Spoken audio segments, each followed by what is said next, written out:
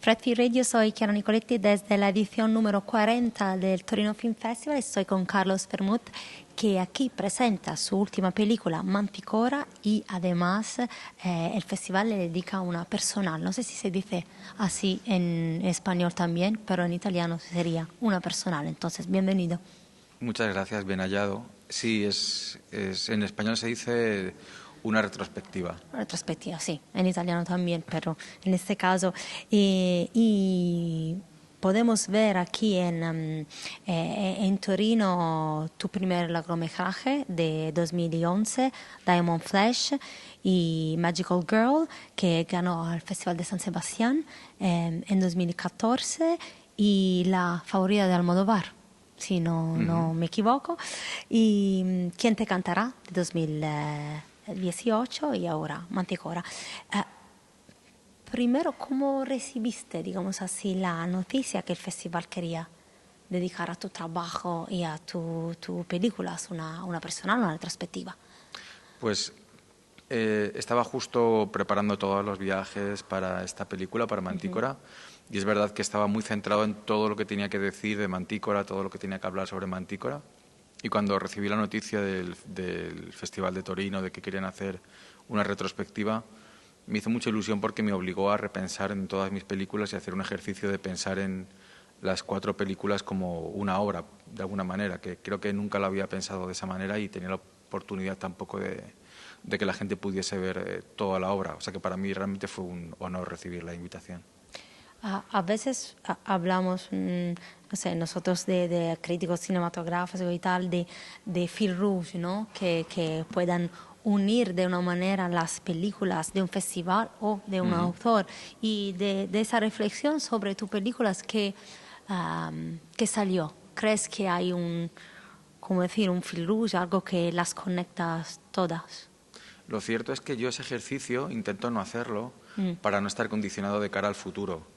No quiero que las próximas obras que espero hacer y que están por hacer se vean condicionadas por una necesidad de respetar esa idea o esa autoría, ¿no?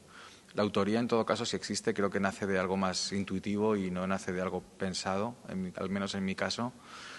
Hay temas que me interesan, me interesa la psicología humana, me interesan las películas que retan al espectador o que ponen al espectador en un lugar incómodo, que obligan a tener que replantearse algunas cosas. Pero más allá de eso, a nivel formal o a nivel de estética o de autoría o de puesta en escena, no siento o no quiero pensar o incluso evito hacer el ejercicio de pensar en mis obras con una especie de autoría o de sello, ¿no? Entonces me imagino que el punto de despegue de cada película sea diferente. Totalmente, y además depende mucho del momento vital en el que alguien está cuando estás escribiendo una película, como Quién te cantará, vienes justo de hacer una película como Magical Girl y entonces partes de un sitio distinto.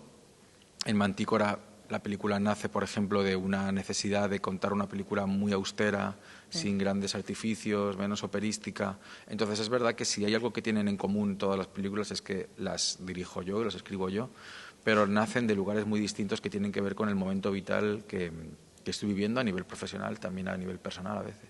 Y tengo que decir que lo conseguiste porque lo que siempre se dice de tu cine es que es imposible identificarte con una sola referencia, si queremos decir así, que te acercas a grandes autores revolucionarios como Cronenberg o Fassbinder o Bergman o Tarantino, pero son diferentes esas influencias.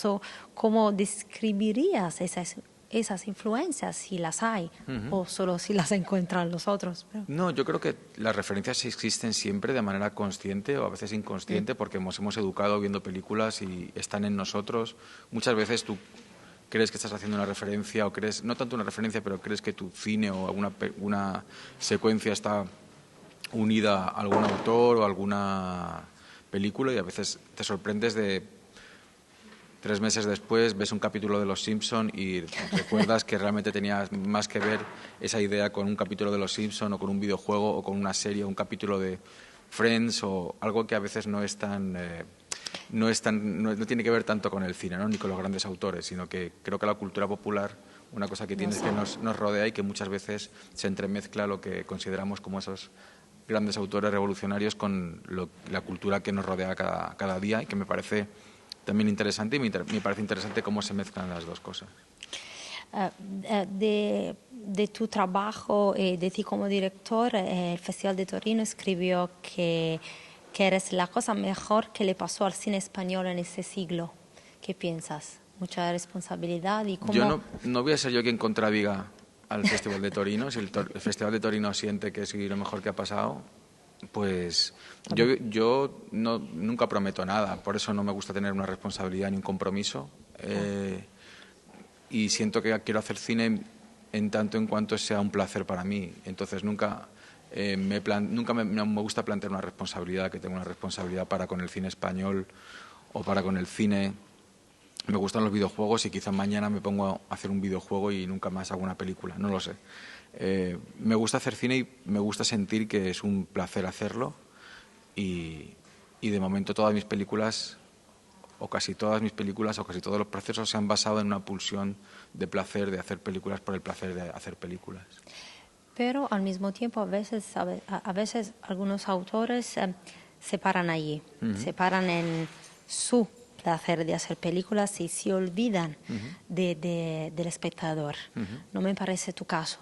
Me parece que para ti es muy importante las personas con las que estás hablando de una manera, y son importantes las personas que representas en tus películas, que no son personajes, son personas. No sé si es mi sensación o si es verdad. No, es muy interesante eso que dices, porque es verdad que el otro día, por ejemplo, puse un ejemplo, ¿vale?, sobre esto que decimos de que ahora ahora hay una tendencia que muchas películas tienen que tener un mensaje, ¿no?, muy claro. Que por tu cara entiendo que te gustan que los personajes no sean simplemente un vehículo para hablar de un mensaje, sino que tengan una entidad, un personaje con entidad. Y puse un ejemplo muy claro, además de cine italiano. Yo recuerdo il ladro di biciclette. ¿Ladro de biciclette? Ladro di biciclette. Sí. El ladrón de bicicletas, que era una película que planteaba un entorno social, partía desde un entorno social realista, político, por decirlo así, Claro. Y luego al final de la película a ti quienes te importaban ese padre y ese hijo, ¿no? Pero ese padre y ese hijo no eran un vehículo para hablar de la sociedad italiana de esa época, sino que lo importante eran esos personajes y su trasfondo, y no eran simplemente artefactos, sino que eran personajes que sentías reales, auténticos, y que sufrías, ¿no? Y sí, estoy de acuerdo. Para mí, yo cuando hablo de un personaje, cuando un personaje está en una película mía, no es un vehículo para hablar de otra cosa, es un personaje en sí mismo. Por supuesto, todas las películas tienen en el momento que las lanzas al mundo, tienen una condición social y política, y siempre hay gente que va a leer un mensaje en ellas. Pero en todo caso, yo no puedo controlarlo. Mi voluntad, si es que existe una voluntad en mí cuando hago una película o cuando quiero hacer una película, es que los personajes no sean un vehículo para nada, son un fin en sí mismo. Esos personajes nacen y mueren en mis películas y no representan nada que no sea ellos mismos. Volviendo a Manticora, que es la última película que hiciste, ¿cómo nació? Pues era una historia que tenía escrita, una pequeña historia, un pequeño cuento que tenía escrito sobre un chico que se enamora de una chica que parece un niño. Y eso lo dejé ahí, no lo toqué, y hace como 3 años vino a mí, revisando películas que tenía escritas para empezar a escribir, la idea de que este personaje fuese aparte un diseñador de videojuegos, y eso dio a la película otra dimensión, en el sentido en que había un componente más, que era el componente de la representación. Entonces me interesaba cómo el mundo de los videojuegos entraba dentro del conflicto moral de la película, del conflicto del personaje, y de cómo nos relacionábamos o cómo se relacionaban los personajes de la película con esa dimensión nueva que es la dimensión virtual, el mundo de los videojuegos, el mundo de todo aquello que no es real pero parece real, y eso me interesaba que estuviese en la película.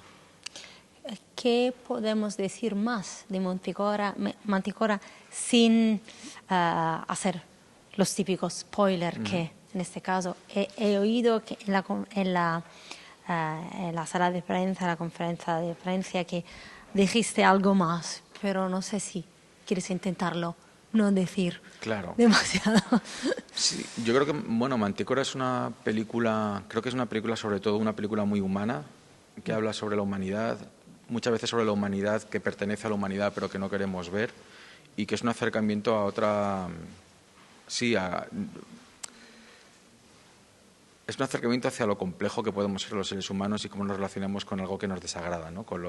Algo que nos repugna o que nos echa hacia atrás. Y creo que ese reto me parecía interesante como espectador, me parecía interesante como creador y creo que puede ser interesante también vivirlo como espectador. Una última pregunta sobre Torino. También, ¿qué tal esa experiencia aquí este año y qué te esperas del final de esta semana, de esos días aquí? Pues la verdad es que me está gustando mucho la ciudad. Me gusta porque es una ciudad, le llaman la ciudad gris a Torino. Además dicen que es una ciudad mágica, ¿verdad? Mágica y esotérica. Y esotérica, como Madrid también. Tiene Sí, las dos sí, ciudades se parecen tienen bastante. una estatua del anticristo, creo. ¿Sabías eso? Ah, no lo sabía. No. Madrid tiene una estatua del diablo y creo que Torino también. Y me siento muy conectado con la ciudad, no por lo del diablo, sino Pero